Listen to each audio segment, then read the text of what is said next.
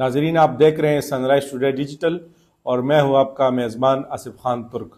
आज एक नए मौजू के साथ हम आपकी खिदमत में हाजिर हुए हैं और यहाँ पे जो हम डिस्कस कर रहे हैं वो है जो पाकिस्तानी NGOs है, नॉन गवर्नमेंट ऑर्गेनाइजेशंस, इनकी जो कारस्तानियाँ हैं। तो आज हम इन पर बात करेंगे कि किस तरह जो 95% पाकिस्तानी लोकल NGOs है, ये किस तरह अपने डोनर्स को लूट रही हैं और इसके साथ साथ ये अपने मुलाजिमीन का इस्तेसाल कर रही हैं। तो इस मौजू पर आज हम तफसीली बात करेंगे, हमारे साथ रहिएगा। तो नाजरीन, आप की खिदमत में ये बात अर्ज़ करूं कि जो पाकिस्तानी मकामी NGOs हैं जो जिनका दावा है कि ये जो इंसानी फलाह व बहबूद के लिए काम कर रही हैं, इसी तरह जो इंसानी हुकूक हैं इनके लिए काम कर रही हैं, जो माशरे के पिसे हुए तबकात हैं इनके लिए जो है ना कोशिशें कर रही है, इनकी बहाली के लिए इनका ये दावा है। लेकिन अमली तौर पर मेरा ख्याल है कि ऐसी बात नहीं है, क्योंकि आपको पता है कि अरसा दराज से पाकिस्तानी NGOs मुख्तलिफ किस्म के मनसूबों पर काम कर रही हैं, लेकिन आज तक जो है ना पाकिस्तान में, या फिर मैं ख़ासकर खैबर पख्तूनख्वा की बात करूं कि जो ख्वाजा सरा कम्युनिटी है, इनकी हालत में कोई बेहतरी नहीं आई है। लेकिन इनके लिए जो NGOs काम कर रही हैं उनकी जो मालिकान है वो जो है ना करोड़पति हो गए। तो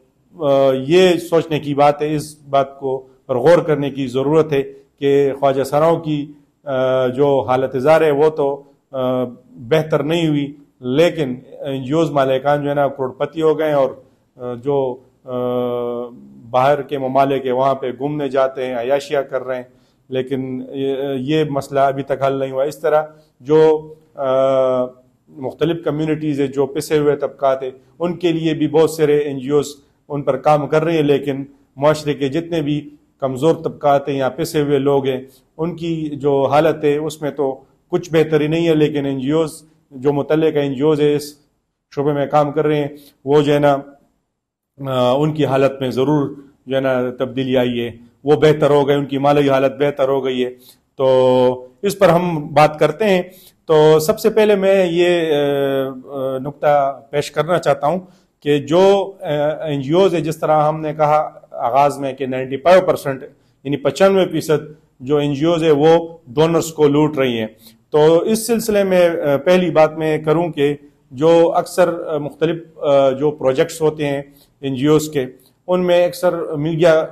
का भी एक अहम हिस्सा होता है। यानी ये जर्नलिस्ट को जो है ना इनवाइट करते हैं अपने वर्कशॉप्स में, फिर इनको मुख्तलिफ शहरों में उनके साथ डिस्कशन करते हैं और उनके ज़रिए अपने जो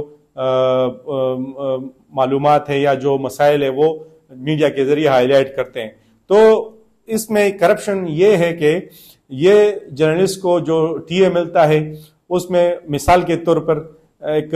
जर्नलिस्ट को वर्कशॉप के लिए इन्होंने इनवाइट किया तो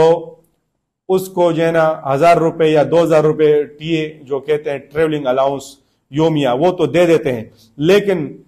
असल में बात यह है कि ये फिर अपने डोनर से उसको जो है ना, अगर आप इन्होंने जर्नलिस्ट को 10,000 रुपये दिए हैं तो फिर डोनर से पता नहीं कि 10,000 की इतलात भी आ रही हैं या 20,000 की इतलात भी आ रही हैं कि ये उतना चार्ज करते हैं अपने डोनर से, यानी फेक बिलिंग करते हैं। इसी तरह मुख्तलिफ जो शहर हैं वहाँ पे ये दीगर शहरों से जर्नलिस्ट को लाते हैं और वर्कशॉप्स में उनको जो है ना दावत देते हैं। तो फिर उस तरह उनकी जो स्टे होती है उसमें भी ये जाली बिल बनाकर जो है ना, अगर जर्नलिस्ट पर खर्चा 10,000 का हुआ है तो ये अपने डोनर से फिर 50,000 और 60,000 रुपये के बिल जो है ना वो उनको पेश करते हैं। इसी तरह जो मुख्तलिफ किस्म के इनके फंक्शंस होते हैं जिसमें मीडिया को इन्वॉल्व किया जाता है, शरीक किया जाता है, तो उस पर भी अगर एक फंक्शन पर फॉर एग्जांपल 5 लाख रुपए का खर्चा आया है तो वो उसको 15 लाख 20 लाख रुपए डोनर से लेते हैं। तो ये मीडिया के हद तक इनकी ये करप्शन है कि ये इस तरह जर्नलिस्टों का भी इस्तेसाल करते हैं और अपने डोनर्स جو ان پر ٹرسٹ کرتے ہیں ان کو بھی لوٹتے ہیں۔ اسی طرح پھر ہم بات کریں گے کہ یہ اپنے ملازمین کا استحصال کس طرح کرتے ہیں۔ یہ بہت اہم بات ہے کہ ملازمین کا استحصال اس طرح کرتے ہیں کہ ہمارے ذرائع کے مطابق جو مستند ذرائع ہیں جو این جی او سیکٹر سے وابستہ ہیں ان کے مطابق یہ اپنے ورکرز کے ساتھ انہوں نے اس طرح ڈیل کی ہوتی ہے، جو این جی اوز کے مالکان ہیں، کہ اگر ایک پروجیکٹ میں 1 سال کا پروجیکٹ ہے اور اس میں 10 جو ہے نا ورکرز انہوں نے بھرتی کر لیے پروجیکٹ کے لیے، تو ان کے ساتھ اس طرح ہوتا ہے کہ فار ایگزامپل ایک جو امپلائی ہے این جی او کا ملازم ہے، تو اگر اس کو کاغذات میں 1 لاکھ روپے سیلری این جی او کے سی او نے مقرر کر دی، تو وہ 1 لاکھ روپے تو ڈونر کی طرف سے وہ اس کے اکاؤنٹ میں پیسہ آئے گا ملازم کے اکاؤنٹ میں، لیکن پھر اس طرح ہوتا ہے کہ یہ مالکان نے کیا اس میں لوٹ مار مچائی کہ پھر وہ اس طرح کر دیں گے جو 10 ملازمین ہیں اس ساروں سے ان کو کہتے ہیں کہ آپ کو تو 1 لاکھ روپے آ گیا، ابھی اس میں 20,000 یا 30,000 روپے مجھے دے دیں۔ تو اس طرح اگر یہ اپنے 10 ملازمین سے 20,000 روپے بھی لیتے ہیں تو وہ بھی 2 لاکھ روپے بن جاتے ہیں۔ تو باہر تو یہ شو کرتے ہیں کہ یہ مطلب نان پروفٹ آرگنائزیشنز ہے، لیکن عملی طور پر یہ پروفیٹیبل ہے کیونکہ انہوں نے تو اپنے ملازمین کو جو ہے نا ٹیکہ لگا دیا۔ تو یہ ملازمین کا اس طرح استحصال ہوتا ہے۔ اسی طرح پھر ڈونرز کو لوٹنے کی بات ہم کریں گے کہ یہ کس طرح اپنے ڈونرز کو یا ڈونرز ایجنسیز ہیں اس طرح ان کے ساتھ کس طرح دھوکہ دہی کرتے ہیں۔ تو یہ ایک لمبی فہرست ہے، یعنی یہ جو ایک پروجیکٹ کا جو A to Z پروسیس ہے اس میں سارے میں ہر لیول پر یہ اپنے ڈونرز یا ڈونر ایجنسی کو لوٹتے ہیں، اس پر ہم ذرا روشنی ڈالتے ہیں۔ وہ اس طرح ہے کہ انہوں نے فار ایگزامپل ایک این جی او نے ایک پروجیکٹ کے لیے ایک گھر یا آفس دفتر کے لیے لے لیا 2 سال کے پروجیکٹ کے لیے، 3 سال کے پروجیکٹ کے لیے۔ مثال کے طور پر اگر اس گھر کا کرایہ 1 لاکھ روپے ہے تو یہ کاغذات میں اس کو 3 لاکھ روپے ظاہر کرتے ہیں، تاکہ 1 لاکھ روپے تو مالک کو مل جائے گا جو گھر کا یا فلیٹ کا مالک ہے، 2 لاکھ روپے پھر مالک جو این جی او کا مالک ہے اس کو مل جاتے ہیں۔ تو ہاؤس رینٹ میں جو ہے نا یا آفس رینٹ میں انہوں نے اس طرح جو ہے نا لوٹ مار مچائی ہے۔ پھر اس طرح فیول کی بات آ جاتی ہے، یعنی پیٹرول ہے یا ڈیزل ہے جو گاڑیوں میں استعمال ہوتا ہے، جس طرح فیلڈ ورک ہوتی ہے مختلف کاموں میں، تو اس میں بھی پھر یہ جو ہے نا جعلی فیول بل بناتے ہیں۔ فار ایگزامپل مہینے میں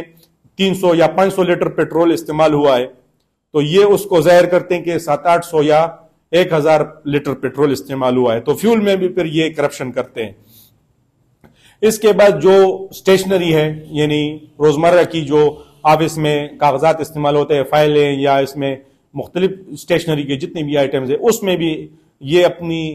پوری کوشش کرتے ہیں کہ زیادہ سے زیادہ بل بنائیں۔ اسی طرح ان کے جو ریفریشمنٹ ہے یا جتنے بھی ڈے ٹو ڈے ایکسپنسز ہے، اخراجات ہیں روزمرہ کے، اس میں بھی یہ حد الوسع کوشش کرتے ہیں کہ زیادہ سے زیادہ اخراجات شو کریں تاکہ ڈونر سے زیادہ پیسہ لے سکیں۔ اسی طرح پھر جو ہم نے باتیں کہیں کہ یہ جو میڈیا کے ساتھ جو ہے نا یہ استحصال ہو گیا، جرنلسٹ کے ساتھ اس طرح اپنے ورکرز کے ساتھ اور پھر اپنے ڈونرز کے ساتھ، تو ان ساری باتوں کو اگر ہم یکجا کریں تو یہ ضرورت محسوس ہوتی ہے کہ ہم جو ہمارے جو ادارے ہیں گورنمنٹ ہیں، یعنی چاہے وہ وفاقی حکومت ہو یا پھر صوبائی حکومت ہو، ان کے جو متعلقہ ادارے ہیں جس طرح سوشل ویلفیئر کا ادارہ ہو گیا یا اس طرح جو دیگر متعلقہ ادارے ہیں، ان کے لیے یہ بات بہت اہمیت رکھتی ہے کہ جو این جی اوز ہیں پاکستانی ان کو ریگولیٹ کیا جائے۔ اگرچہ یہ این جی اوز تو مطلب نان پروفٹ آرگنائزیشن خود کو ظاہر کرتی ہیں، یہ دعویٰ کرتی ہیں، لیکن اصل میں اگر ان کا جو گورکھ دھندا ہے آپ ان پر غور کریں تو یہ کاغذات میں تو نان پروفٹ ہے، لیکن عملی طور پر ان کے مالکان جس طرح ہم نے کہا کہ کروڑپتی بن چکے ہیں۔ ان کے اثاثے دیکھ لیجئے، ان کے بینک بیلنس دیکھ لیجئے، ان کی گاڑیاں دیکھ لیجئے، تو یہ کس طرح جو ہے نا فلاحی کام کر رہے ہیں۔ یہ تو اپنے آپ کو جو ہے نا مالی لحاظ سے خوشحال بنانے کی کوشش کر رہے ہیں۔ تو یہ دراصل پاکستان میں ایک گورکھ دھندا ہے، جس طرح کہ ایک کور انہوں نے اپنے ادارے کو دیے کہ ہم تو فلاحی کام کر رہے ہیں اور عوام کی یا جو کمزور طبقات ہیں معاشرے کے تو ان کے لیے کام کریں، لیکن اصل میں یہ خود کو بہتر کرانے کے لیے کام کر رہے ہیں۔ تو اس بات پر روشنی ڈالتے ہیں کہ ہماری جو متعلقہ ادارے ہیں ان کو ریگولیٹ کرنے کی طرف آنا چاہیے، تاکہ ان کو چیک اینڈ بیلنس ان پر قائم کیا جا سکے، ان کا آڈٹ کیا جا سکے اور ان کو پراپر ریگولیٹ کیا جائے، کیونکہ انہوں نے ایک اس سے کاروبار بنا لیا ہے۔ حالانکہ یہ دعویٰ کرتے کہ ہم نان پروفٹ آرگنائزیشن ہے، لیکن بیسیکلی یہ ان کا کاروبار بن چکا ہے۔ تو اس پر غور کرنے کی سخت ضرورت ہے، چاہے وہ وفاقی حکومت ہو یا خیبر پختونخوا حکومت ہو۔ این جی اوز کو ریگولیٹ کیا جائے اور ان کے اثاثے چیک کیے جائے مالکان کے۔ اسی طرح ابھی جو اہم اور بنیادی بات ہے وہ یہ کہ جو ڈونرز ہیں یا جتنی ڈونر ایجنسیز ہیں ان کو چاہیے کہ پاکستانی جو local agency N G Os ہیں ان کو فنڈنگ کرتے وقت جو ہے نا احتیاط کی جائے، اور ایسے این جی اوز کو جو ہے نا ڈونیشن دی جائے یا فنڈنگ کی جائے جو ایماندار ہو، دیانتدار ہو اور جن کی صحیح معنوں میں عوام کے لیے کوئی درد ہو ان کے دل میں، تو جو اچھے این جی اوز ہیں ان کو جو ہے نا فنڈنگ کی جائے۔ یہ جو پاکستان میں ہم نے کہا کہ 95% این جی اوز ہیں ان کو بالکل فنڈنگ نہ کی جائے، کیونکہ یہ تو ان کا مقصد عوام کی فلاح و بہبود نہیں بلکہ اپنے اثاثے بنانا ہے۔ تو اس پر جو ہے نا ڈونرز جو ہے نا ان کو احتیاط کرنی چاہیے، اور جو اچھے این جی اوز ہیں ان کو جو ہے نا سپورٹ کرنا چاہیے، تاکہ پاکستان میں جو کمزور طبقات پیسے ہوئے لوگ ہیں ان کی زندگی میں کوئی بہتر تبدیلی آئے۔ پروگرام کے حوالے سے اپنی رائے سے ہمیں ضرور آگاہ کیجیے گا، اور آپ کا پروگرام دیکھنے کا بہت شکریہ۔